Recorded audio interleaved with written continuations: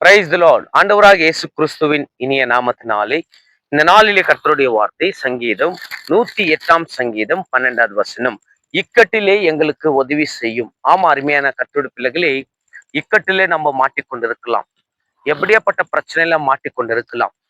எல்லாவற்றிலிருந்து விடுதலை வேண்டும் என்றால் ஏசப்பாவை தேடுகிற பிள்ளைகளாக நம்ம மாற வேண்டும்.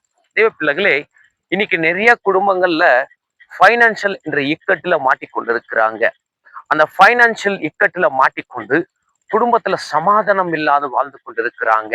இன்னைக்கு அந்த பைனான்சியல் இக்கட்டில் இருந்து உனக்கு விடுதலை வேண்டும் என்றால் அப்பாவை தேடுகிற பிள்ளையாக நீ மாற வேண்டும். தேவ பிள்ளையே, நீ ஆண்டவரை தேடும் போது ஆண்டவர் உனக்கு போதிப்பார், நல்ல ஆலோசனை கொடுப்பார். இந்த வரைக்கும் உன் சொந்த ஆலோசனையில உன் குடும்பத்தை நடத்தி கொண்டிருக்கலாம். அதன் மூலியமாக உன் வாழ்க்கையில இக்கட்டுல மாட்டிக்கொண்டிருக்கலாம்.